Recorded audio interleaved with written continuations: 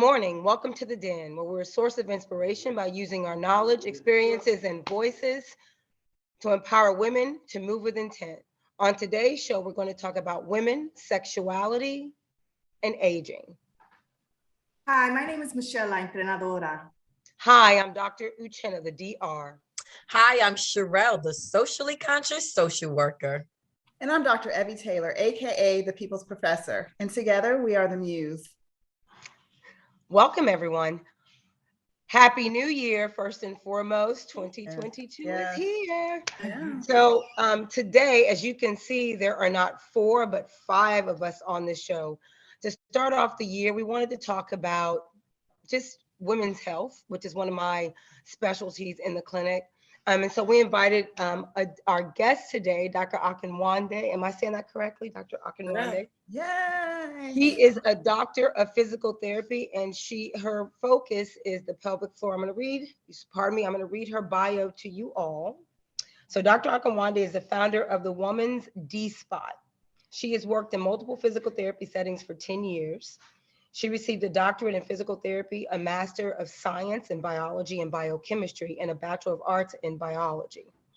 She has experience in providing care related to pelvic floor rehabilitation, acute, inpatient, outpatient, and cardiac rehabilitation. Dr. Akinwande has also taught several years as a college professor of human anatomy, nutrition, biology, and chemistry. Dr. Akinwande earned the Certificate of Achievement in Pelvic Health and the Certificate of Achievement in Obstetrics from the American Physical Therapy Association. She is also a certified clinical instructor. And just a little personal on her, she loves mentoring students and professionals, and she travels and loves spending time with her family, her husband, and her children. So we're just going to dive right in. Welcome, welcome, welcome, and Yes, thank you for joining us. welcome. By the way, you So happy called to it. have you here today. Yes. Thank you, guys. Now you called it woman's D spot, but it's woman's DPT. So woman's. Oh, I just read D-Spot. Okay.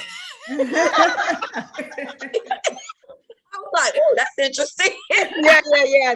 That's what my mind was going to. So on that note, She was thinking G. yeah, but I said D-Spot and I was thinking D-Spot. G-Spot, but okay.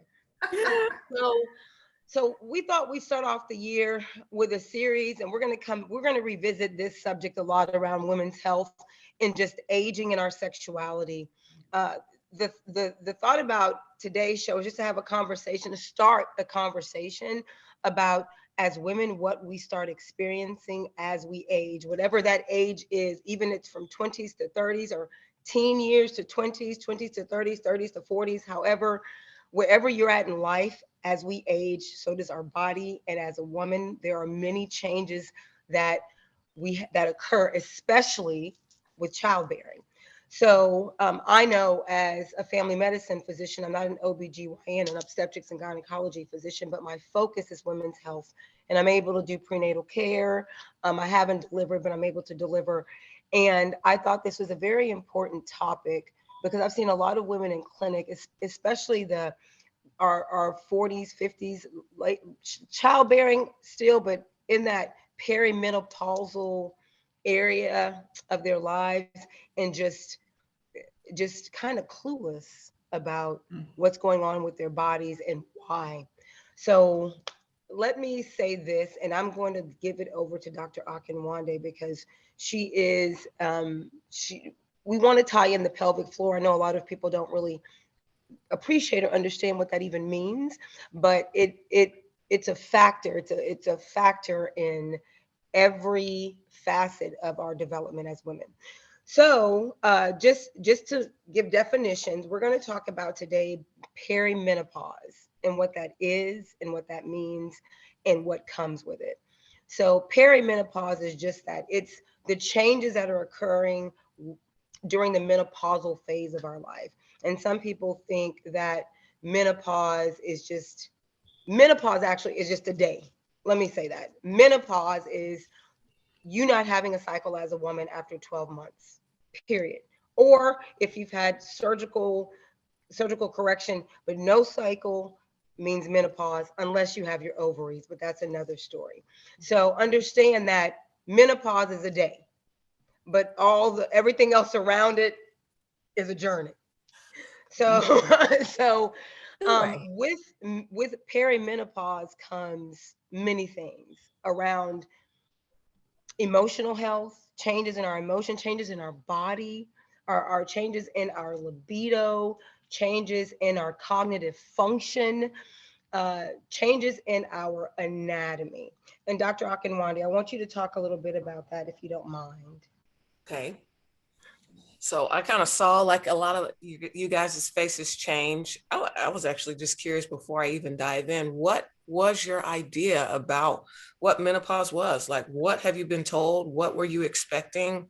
Like, what did you guys think about what menopause was supposed to be? You know what? As a younger woman, like maybe a little bit younger, and just being ignorant about what it all meant, I honestly just thought menopause was like when you can't have kids anymore. That's what I thought. That's really, I didn't know like it came with all this other stuff. That's what my idea was. Yeah, yeah. If you don't pay attention until you start knocking on that door, right?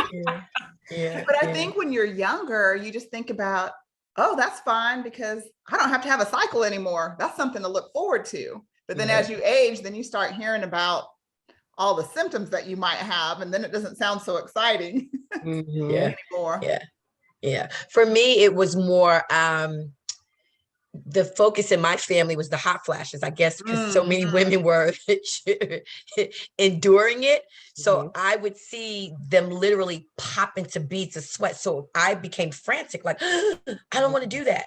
Right. So I feel like it's the boogeyman, like I'm always running from it. So you know, as I got older and I start to understand or start to see things, it was hot flashes in my family, like everybody, you know, like all day, it's hot, someone turn up the air. And then, you know, what you don't want to be like as far as your mental health, like mood swings and, you know, depression and things like that. So, you know, I don't want to name any names. We have one person in our family that we're like, we do not want to, you know, like as everybody gets to this age, is the one person that everybody says like, I don't want to be like her. And it's like everybody's goal in the family, like, let's not be like that when we go through menopause, because it was really, really, really bad.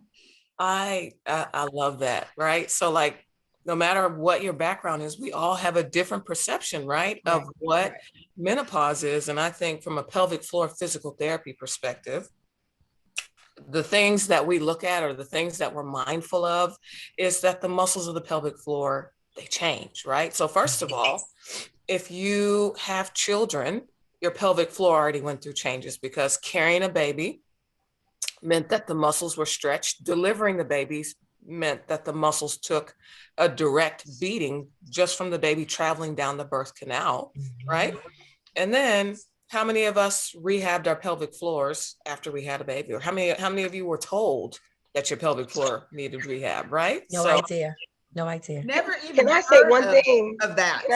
Can I say one thing, or Dr. Akinwande, will you, because some people are hearing pelvic floor maybe and having no idea what that even means. Like pelvic floor, is that the floor? That's what I was just going to say. I was just going to say that, like, you know, now I don't know what's going on. Like within the last year, I've heard it, but I think maybe it's because my daughter's in physical therapy school and, you know, a lot of people are wanting to specialize in that.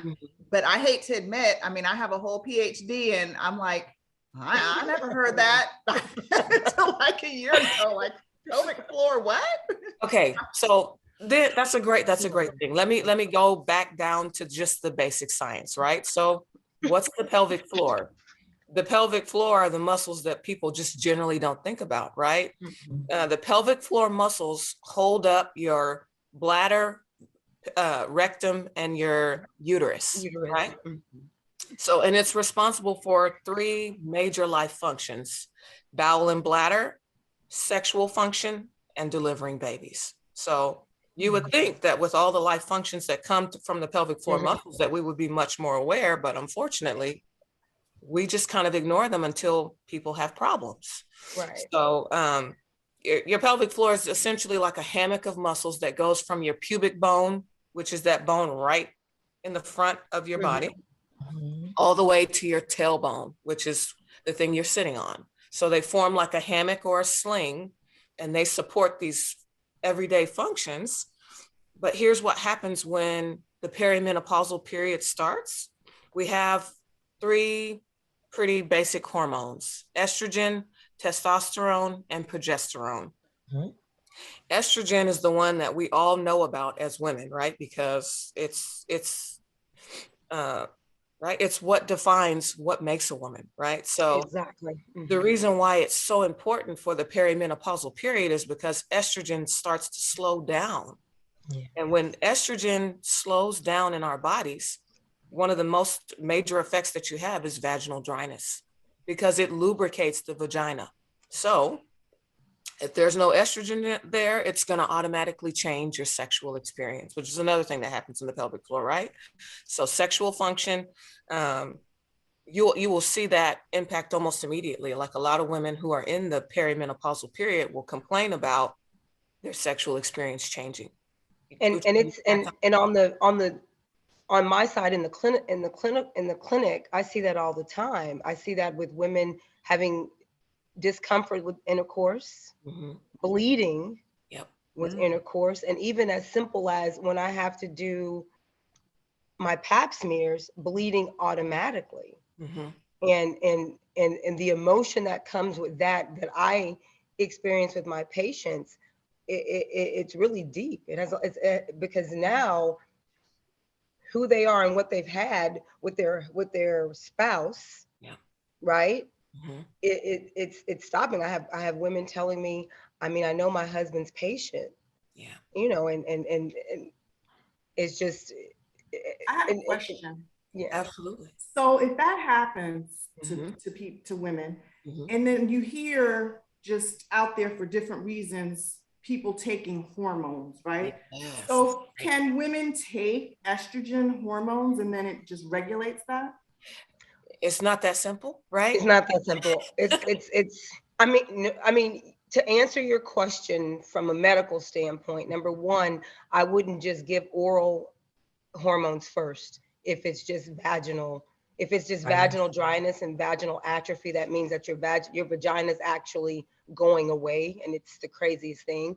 I would give a local estrogen, because a local meaning like a ointment, if you will, that you can put in your vagina, and it's not affecting your entire system. Because when we can talk about all the effects of estrogen at another time. But yes, there are creams and lubricants that are estrogen based that will revive your vaginal flora, revive your vagina, and it will help with the lubrication. It will help with it helps.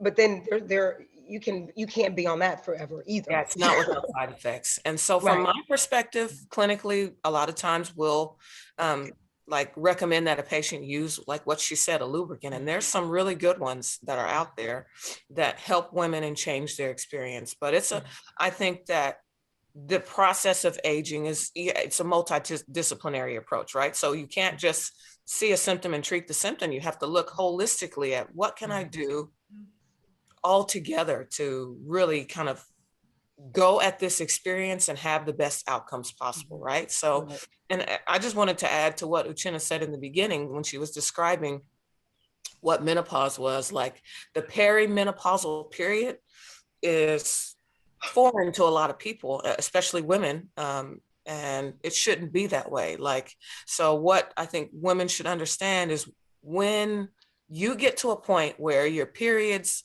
are not the way they used to be, like whether they're much longer, much shorter, much heavier, much lighter, less frequent, all these things are signs that the menopause period is on its way, right? Well, can I interrupt for just a second? Sure. I'm feeling stressed out right now, Uchenna. You said bleeding. Okay, like I have never heard of that before. So I wonder if some of our viewers are feeling like me, like what? Like, you know, we've never heard of what? What do you mean? What do you mean? Like you're saying that, you know, like I've heard of women, you know, having experiences with dryness and complaining about that. I've never heard somebody say that it was that bad where it was bleeding. And maybe that's something people just don't feel comfortable talking about.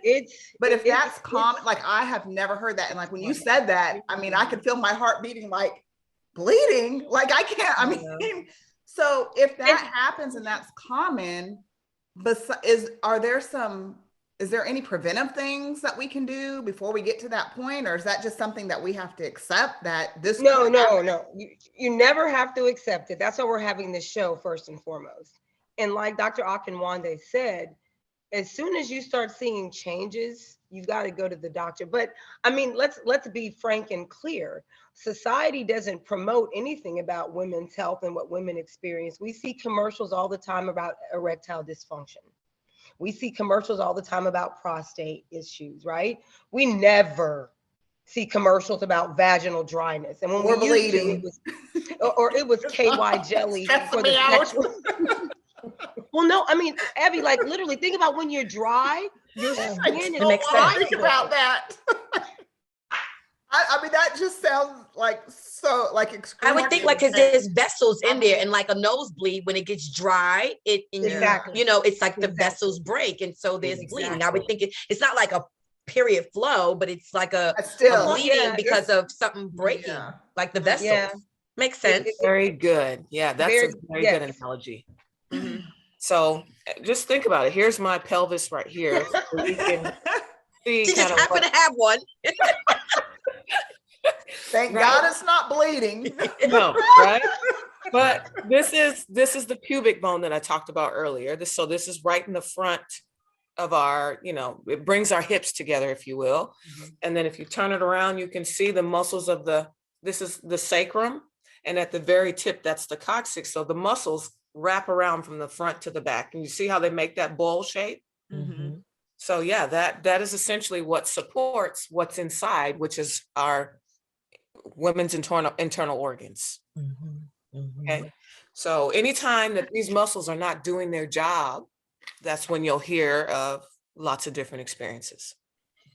Yeah. That is so crazy how, like Evie said, I never heard of that. And that's like so important. Very important. Working those You know, muscles out. Did you hear about it when this is personal, when you were pregnant, did your doctor tell you to do Kegel exercises? I'm sitting there doing it now. Now let me. Did your Is it doctor gonna help the bleeding? No. Yeah, it will. But here's the thing is, did your doctor even check you when you were postpartum, 6 weeks at your checkup? Did they check to see how your muscles are functioning? I don't remember that. No, I don't remember. I don't remember that being a highlight. Let me tell you, I I'm had guilty. 3rd-degree tears after I had my son. And Oh. I didn't get any like follow-up other than the little 6-week appointment that you come in for. Nothing. And nobody told me how to, like rehab or how to come back from that. I remember it took me a long day. Like it was hurting just to stand up. Yep. And I was just like, you get discharged the next day and nothing. Yep. Yeah. I'm going to say this, and I'm going to be full disclosure about Dr. Akinwande. Sorry. Yeah, it's okay. At our 6-week follow-up postpartum, 6 to 8 week, depending Right. C-section. Yes. That's not even something as far as physical exam. That's not something that we're taught to do. I'm going to be honest. I'm worried about if you had hypertension. Yes. I'm worried about diabetes. Yeah. I'm worried about depression. I'm worried about domestic violence. These are the things. And to be honest, we're worried about those things because those are the top 4 morbidity and mortality in postpartum women, right? So I Yeah. focus on that. Yep. And I'm guilty Yeah. because I do not check the pelvic floor. Yep. Can I I do ask a not. question about C-section? Because I had a C-section, right?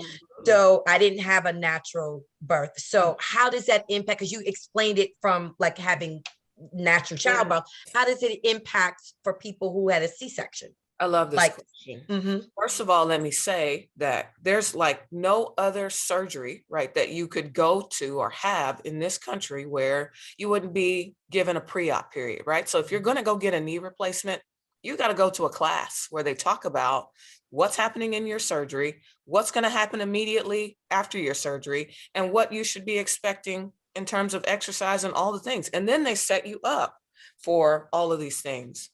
When you go to a C-section, is there a class that they tell you that you have to go to figure out what happens when they cut through the muscles of your core?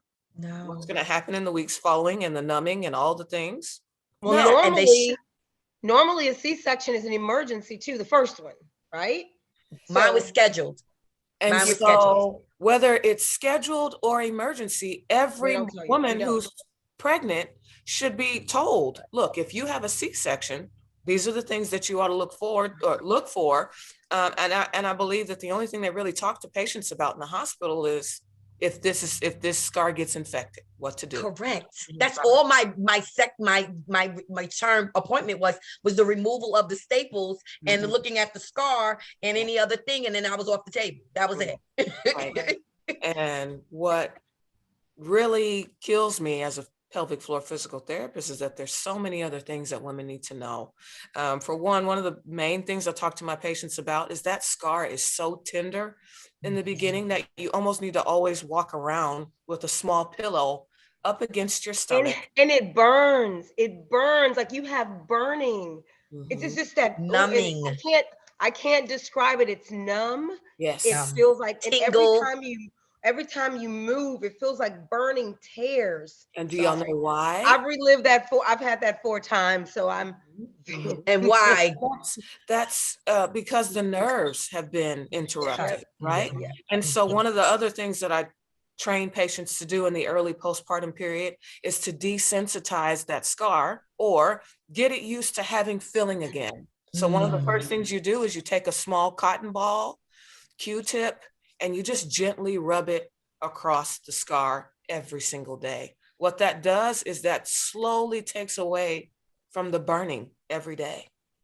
Then after that, after you can rub it and it's no longer burning, then you start what we call mobilizing the scar or moving that scar tissue around so that it's not forming that deep loss of feeling, right? Because what happens is because they've pulled that skin together in the front and put that surgery, it's going to pull on the muscles of your back. And so a lot of times what you hear women complaining about is chronic low back pain, right? Sherelle's like, yes. And that's why it's so important to have a strong core. I mean, and a strong core going into child. And nobody tells you, when we were younger, no one talks about your core and what it means to you, but it's important. It's going into childbirth or childbearing to have a strong core. Yeah. And it's important while you are pregnant is maintaining a strong core. Exercising truly to maintain so you can, I won't say bounce back, but your rehabilitation period, that time will be lessened and be better. We veered off menopause. Yeah. But really important. But it's important because we started with what the pelvic floor does, which is like, because it'll probably help us understand the process of what's happening when you understand. Yeah. And so other things too, like wearing a support belt in early postpartum really helps with your bowel movements. And again, these are things that just get interrupted, right? How many people feel like I can't hold my bladder the way I used to, or I just like my poops have changed, like my bowels are different. Those things started in the early postpartum period, but we never saw them as things that needed work. We just saw them as things are different. And then you get to menopause and those muscles are weakened and they've been in a weakened position for many years. Then now the lubrication of the tissues is not there. And so then you get women having frequent UTIs, bladder leaks, bowel issues. Prolapse. What's prolapse? That's a great question. So prolapse, let's look at the pelvis again. That's when, right, again, these muscles are supporting what's sitting on the inside. When these muscles get too weak and they're no longer able to support what's happening, the structures on the inside, they'll start to bulge through the opening. And women will describe seeing a ball in their vagina. So it's like out. Bulge. So what essentially happens, the organs, I knew Michelle's face was going to change. So your bladder, your uterus, or your rectum starts coming through your introitus, coming through. And it can also bulge from the outside. So if you have like a history of hemorrhoids, you're going to have a higher chance. Oh, yes. Yeah. So I have patients, and this is what I won't say upsets me, but bothers me the most is I have women that come in and I'll ask when I'm doing exams, and I ask them, do you feel a ball when you're cleaning yourself? Oh, I've been feeling that for years. Yep. And I'm like, you've been living with this for years. Okay, time out. Two questions. I'm gonna ask. Okay. One is, okay, you know how women get tummy tucks and they get the muscles. So can women get the that muscle sewed up and tighter? So here's the thing, is you can definitely get the tummy tuck. Oh, wait, are you saying? No, I'm saying, can that pelvic floor get sewed up and tightened up? I love this question. Yes. And in fact, it happens very often. It's called a sling procedure. So that's when they pretty much, where are we? They tack up like nails from the pubic bone to the coccyx bone to hold nails. Mm-hmm. Yeah, it's a nail. So they'll put a mesh in there to hold the muscles up, and then they have to have a nail in the bones to hold it up, right?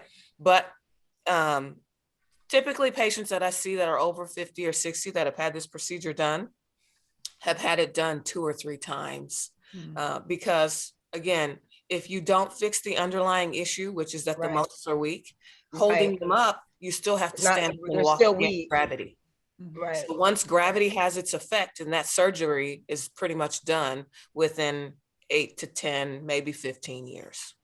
So some people may not even realize that the wait, Evie, Michelle has another question. Hold on really quick. Well, just really quick. This question was, is there going to be a difference in a woman's body that's in perimenopausal or menopausal if they had kids and if they didn't have kids? Absolutely. Yes. Oh, okay. So they'll be stronger without that whole trauma of having kids. Not necessarily. Not necessarily. Sorry, not necessarily.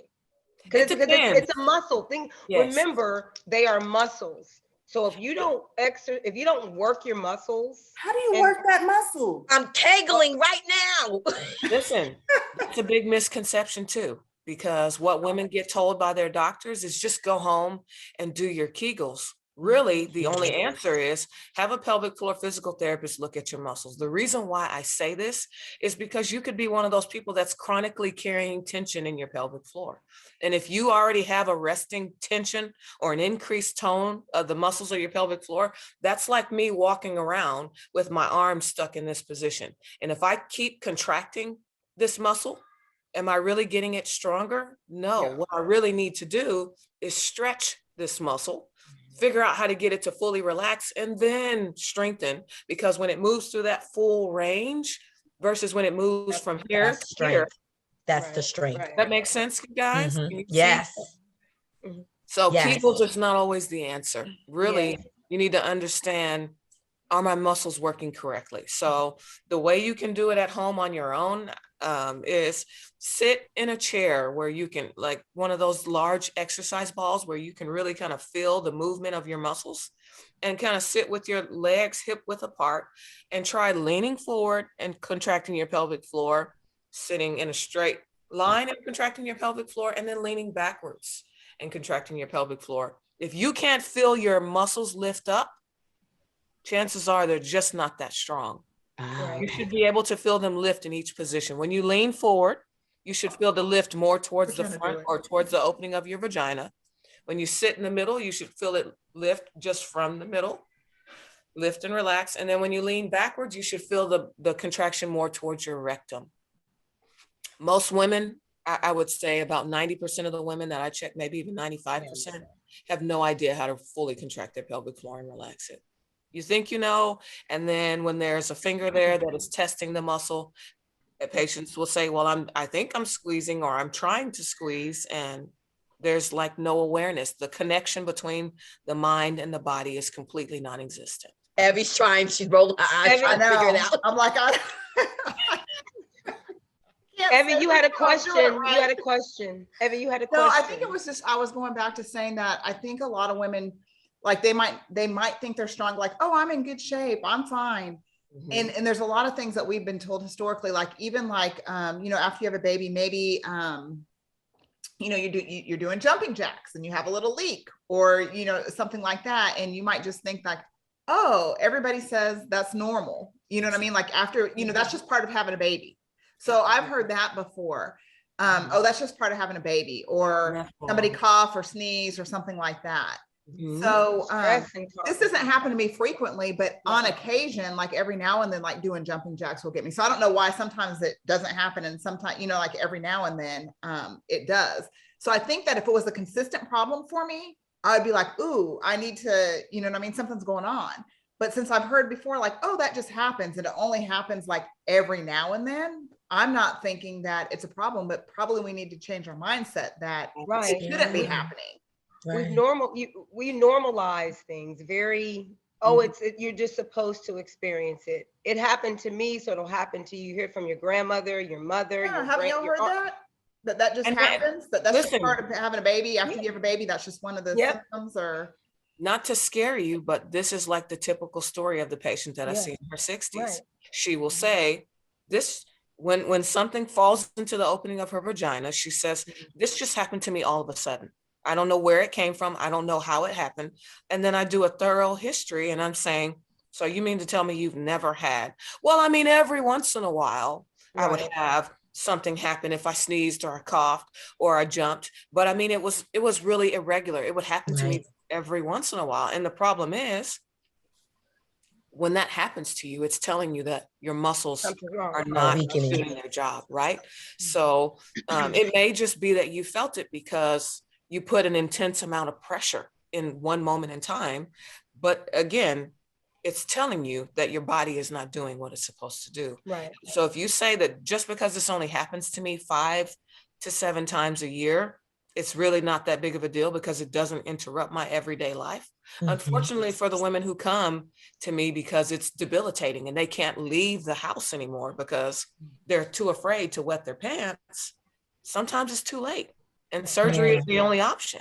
So once things have fallen into the vaginal opening and they're just hanging out here at rest, there's not a whole lot that I can do to try to make things go backwards. Without being a surgery, without making it some kind of surgical perspective. Surgery, or I can put a pestry. I can put something in there, which is temporary. Exactly. But on that note, I know we've been on for a while, and we said we're going to continue this throughout the course of 2022. We think it's very important that women know their bodies, understand the changes in their bodies, and know that it's not something that's normal when things change and it's not right. And we're going to make you all aware of what you can do about each and every one of those things.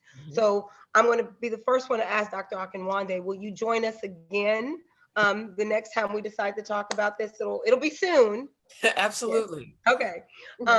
So can we leave with some, can I say something real quick as we close up?